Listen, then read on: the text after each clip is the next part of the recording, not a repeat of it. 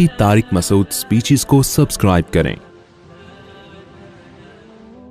फरमाया अगर शुक्र करोगे तो मैं अपनी नेमतों में इजाफ़ा करूँगा और अगर नाशुक्री करोगे तो मेरा अज़ाब बहुत सख्त है।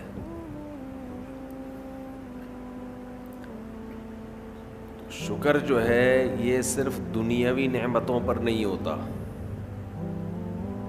अल्लाह ने आपको सेहत दी, माल दिया, आफियत वाली ज़िंदगी दी, सिर्फ इस पे शुक्र नहीं है। अगर किसी नेकी की अल्लाह ने आपको तौफीक अता फरमाई तो इस पर भी अल्लाह का शुक्र अदा करना लाजिम है।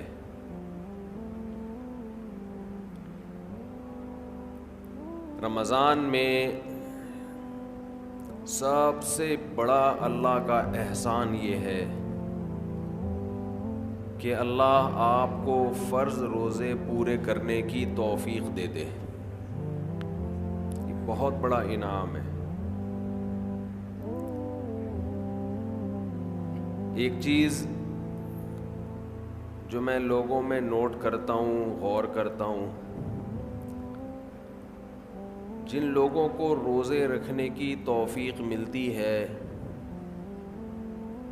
वो चूँकि आदी होते हैं, हर साल रख रहे होते हैं, तो वो रोज़ों को रूटीन का एक हिस्सा समझते हैं। और जो इस नेमत पर उनको एहसास होना चाहिए कि अल्लाह ने हमसे कितना बड़ा काम लिया, वो एहसास उनको नहीं होता। जब अल्लाह आपको कोई बड़ी नेमत देता है तो अल्लाह भी ये चाहता है कि ये इस नेमत पर खुश हों। किसी ने आपको बहुत बड़ा गिफ्ट दिया, आपने ऐसे लेके साइड पे रख दिया, देखा भी नहीं उसको, तो ये देने वाले की भी बेइकरामी है।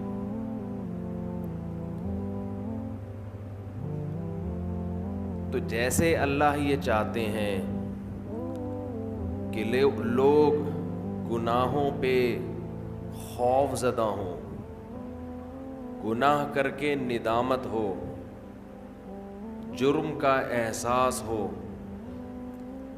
इसी तरह अल्लाह ये चाहते हैं कि नेकी करके इनमें शुक्र का जज्बा पैदा हो, खुशी महसूस हो।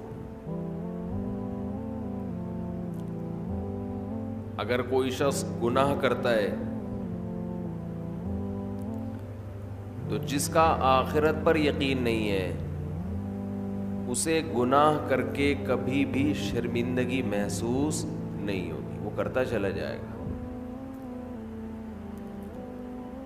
लेकिन अगर आप गुनाह करने के बाद शर्म महसूस करते हैं, निदामत होती है, तो ये ईमान की अलामत है, आखिरत पर यकीन की अलामत है, अल्लाह के वजूद के यकीन की अलामत है। बिल्कुल इसी तरह अगर नेकी करके खुशी महसूस होती है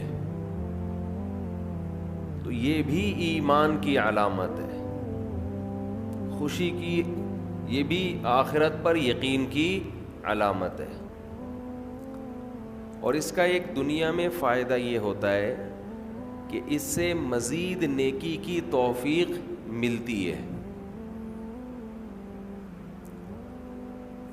रमज़ान में शैतान एक धोखा ये देता है कि आपने अगर रोज़े रखे हैं तो कौन सा तीर मार लिया, सारी दुनिया रोज़े रख रही है। ये शैतान का बहुत बड़ा हमला है। मेरा मामला ये है, अल्हम्दुलिल्लाह हम सब रोज़े रखते आ रहे हैं बचपन से ही। जब से बुलूगत की दहलीज़ पे कदम रखा, हमारे घर में रोज़े का मामूल था, रोज़ा छोड़ने का तसव्वुर नहीं था। अब भी नहीं है, पहले भी नहीं था, तो रखते आ रहे हैं बचपन से। بلکہ جب بالغ نہیں تھے اس وقت بھی رکھتے تھے. ہمارے بچے اب بھی رکھ لیتے ہیں. منع کرنا پڑتا ہے کہ بھائی نہیں رکھو. بچوں کو تو شوق ہوتا ہے کہ رکھنا ہے. تو الحمدللہ معمول ہے. لیکن اس کے باوجود میں یہ سوچتا ہوں کہ اے اللہ میرے جیسے نالائق کو تو نے یہ توفیق دے دی کہ میں رمضان کے روزے رکھ رہا ہوں. یہ تیرا مجھ پہ بہت بڑا احسان ہے. انسان یہ سمجھے اپنے بارے میں کہ صرف میں ہی گویا رکھ رہا ہوں, مجھے باقیوں سے غرض نہیں ہے وہ کیا کر رہے ہیں. میرے اوپر تو بڑا احسان ہے اللہ کا.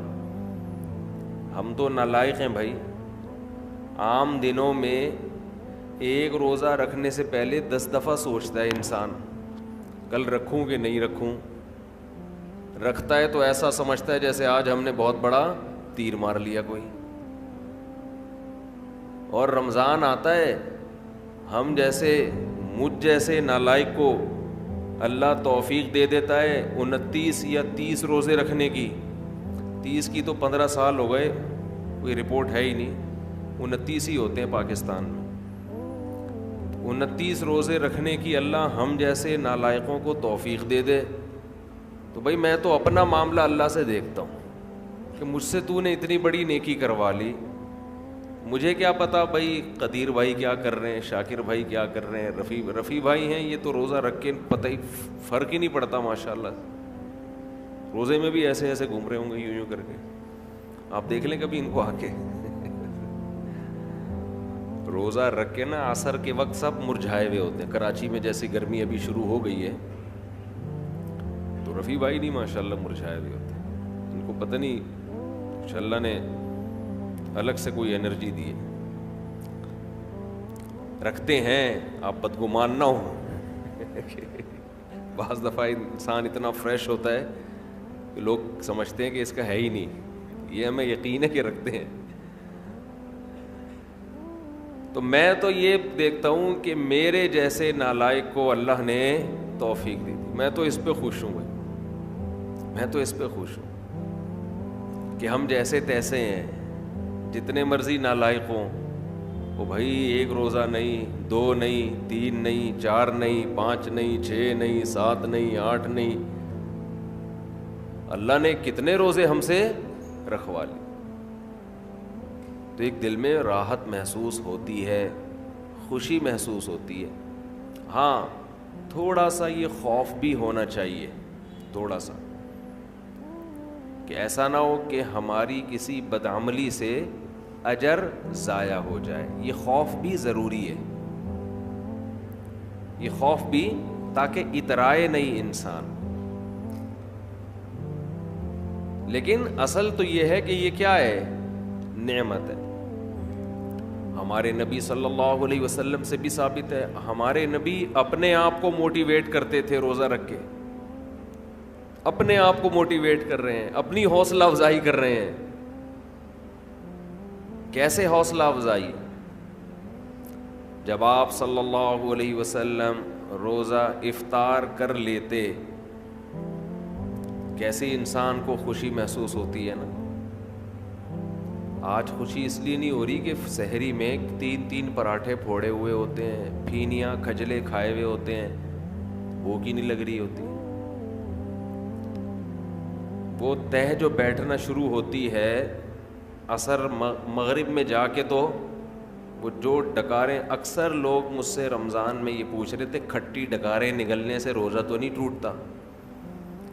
ایسا لگتا ہے ہر آدمی کھٹی ڈکاریں ہی نگل رہا ہے سارا دن بیٹھ کے, کیونکہ ہر آدمی یہ مسئلہ پوچھ رہا ہوتا ہے کھٹی ڈکاریں نگلنے سے روزہ تو نہیں ٹوٹتا. ابے بھائی تو کیا ڈکاروں کے علاوہ اور کوئی کام نہیں ہے کیا؟ بہرحال یہ تو میں ایسے ہی کہہ رہا ہوں, لیکن جتنا مرضی 3 کیا 4 بھی کھا لو تو بھی بہرحال انسان ایک مجاہدہ کرتا ہے. تبھی تو دنیا پرست آدمی ایک روزہ بھی نہیں رکھتا. ہٹے کٹے لوگ دیکھے ہم نے, ڈاکٹروں نے ان کو کہا ہوا بھی ہے کہ تم نہیں کھاؤ, تمہارے لیے کھانے کے علاوہ دنیا کا ہر کام تم پہ سوٹ کرتا ہے, پھر بھی روزہ نہیں رکھتے. ان سے نہیں رہا جاتا 2-4 گھنٹے بھی کچھ کھائے پیے بغیر. ان کو چائے چاہیے, ان کو گٹکا چاہیے, ان کو پان چاہیے, ان کو نسوار چاہیے, ان کو روٹی چاہیے, ان کو کچھ نہ کچھ جانوروں کی طرح جگالی کرنے کے لیے چاہیے کہ منہ گھومتا رہے ان کا. ہے روزہ خور, آپ دیکھ لو, کھا رہے ہیں, ان سے نہیں برداشت ہوتا. گھر میں سب کا روزہ ہوتا ہے, بوڑھوں نے رکھا ہوا ہوتا ہے, لوگ ہمیں آ کے بتاتے ہیں سب کا روزہ ہے, ایک نالائق بیٹا ہے, ہٹا کٹا جوان, اس سے نہیں رکھا جاتا, گھر میں نحوست کا ذریعہ بنا ہوا ہے.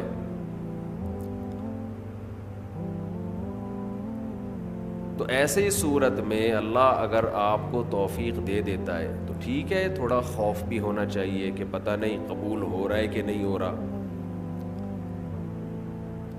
لیکن امید کو, شکر کو خوف پر غالب رکھنا چاہیے. تو میں یہ عرض کر رہا تھا, ہمارے نبی بھی اپنے آپ کو موٹیویٹ کیا کرتے تھے. کیسے؟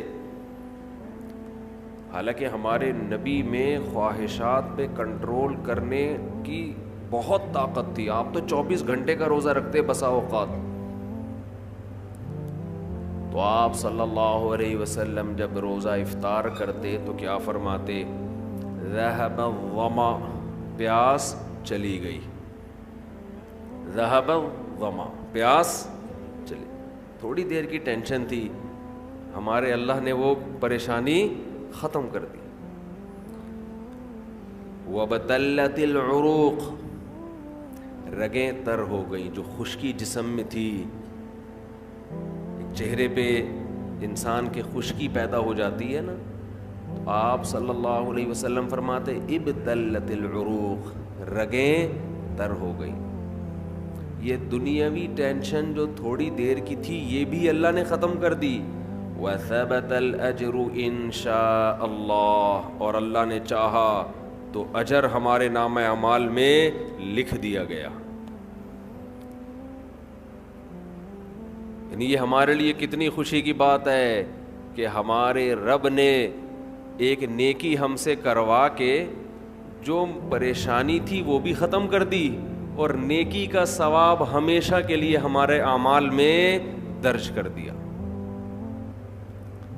جب انسان گناہ کرتا ہے تھوڑی دیر کی لذت حاصل ہوتی ہے, یہ لذت تھوڑی دیر بعد ختم, اور نحوست اور گناہ اور اس کا عذاب آپ کے اعمال میں ہمیشہ کے لیے لکھ دیا گیا.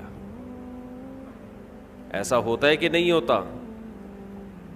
بد نظری ہے, انٹرنیٹ پر کوئی فحش چیز دیکھ رہے ہو, زنا کر رہے ہو, کچھ حرام کھا رہے ہو, تھوڑی دیر کا گناہ ہے, لذت تھوڑی دیر کی ہے, مزہ تھوڑی دیر کا. کوئی گناہ ایسا نہیں ہے جس میں ہمیشہ کا مزہ ہو. اللہ نے انسان کی خواہشات کو محدود اور صلاحیتیں بھی محدود. جو لوگ جوانی میں زنا کرتے ہیں, 1 بار کریں گے, 2 بار کریں گے, ان کو زنا میں بھی لذت نہیں رہتی, پھر وہ عادت پڑ جاتی ہے حرام کی, گند میں منہ مارنے کی, لیکن وہ لذت نہیں رہتی. اور جب عمر آہستہ آہستہ بڑھتی ہے, بڑھاپا آتا ہے, تو ٹھڑک باقی رہ جاتی ہے, زنا کرنے کی طاقت ختم, مچلتا رہتا ہے ہر وقت, سسکیاں لیتا رہتا ہے, ٹینشن ساری زندگی کی. لیکن طاقت کیا ہو گئی؟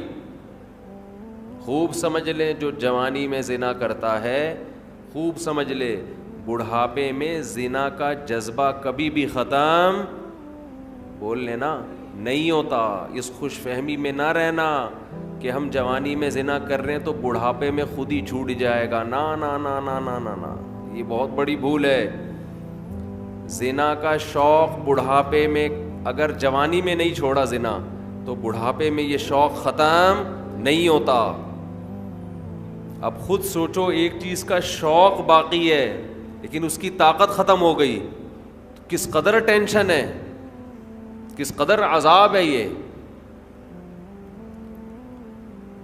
جن لوگوں کو جوانی میں لڑکوں سے بدفعلی کی عادت ہو، خوب سمجھ لو بڑھاپے میں یہ عادت کم نہیں ہوتی بلکہ بڑھتی ہے، لیکن برائی کی طاقت ختم ہو جاتی ہے. ایسے لوگوں کا بڑھاپا جوانوں سے زیادہ بدتر گزرتا ہے، بہت خطرناک. اللہ نے بڑھاپے میں یہ خاصیت رکھی ہے کہ جو چیز آپ میں جوانی میں ہوتی ہے، جو چاہتیں بڑھاپے میں وہ کم ہونے کے بجائے بڑھتی ہیں. سمجھ رہے ہیں کہ نہیں سمجھ رہے؟